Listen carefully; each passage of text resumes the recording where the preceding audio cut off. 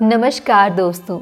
कजरी तीज सभी सुहागनों के लिए एक महत्वपूर्ण पर्व होता है, लेकिन क्या आप इससे जुड़ी हुई कथा के बारे में जानते हैं?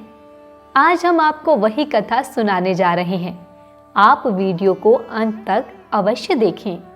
बहुत समय पहले किसी गांव में एक गरीब ब्राह्मण अपनी पत्नी के साथ निवास किया करता था।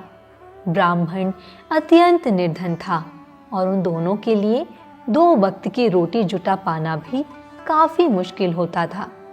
इस गरीबी के बीच जैसे तैसे दोनों अपना गुजर बसर करते थे। ब्राह्मण की पत्नी भगवान की भक्ति में बहुत विश्वास रखती थी, इसलिए भाद्रपद माह के कृष्ण पक्ष की तृतीया तिथि को उसने अपने मन में कजरी तीज का व्रत रखने का संकल्प ले लिया। उसने अपने पति को बताया कि वह कजरी तीज पर व्रत का पालन करना चाहती है, जिसके लिए उसे सातों की आवश्यकता होगी। ब्राह्मण की पत्नी ने आगे कहा कि आप मेरे लिए कहीं से सातु ले आएं, ताकि मेरा व्रत संपूर्ण हो सके। पत्नी की बात सुनकर ब्राह्मण काफी चिंतित हो गया, क्योंकि उसके पास सातु खरीदने के लिए धन नहीं था।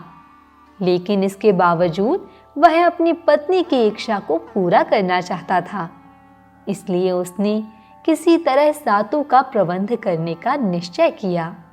इसके बाद ब्राह्मण साहूकार की दुकान पर पहुंच गया और वहां उसने देखा कि साहूकार सो रहा है। ऐसे में ब्राह्मण दुकान में गया और वहां पर उसने चने की दाल, घी और शक्कर को 1.25 किलो तौल लिया और उसे चक्की में पीसकर सातु बना लिया। अब वह सातु लेकर वहां से जाने लगा। तभी साहूकार की नींद खुल गई और वह चोर चोर चिल्लाने लगा।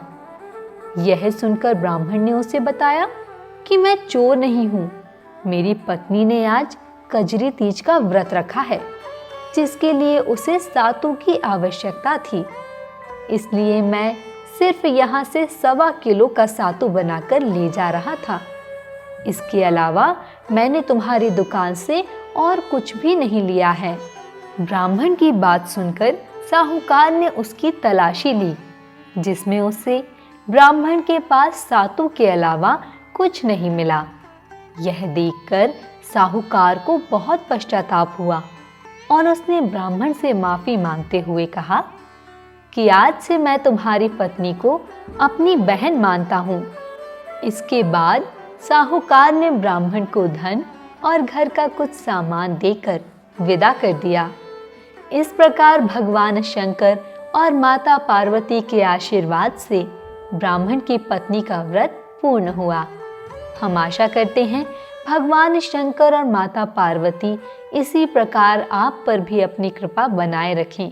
इसी के साथ यह कथा समाप्त होती है।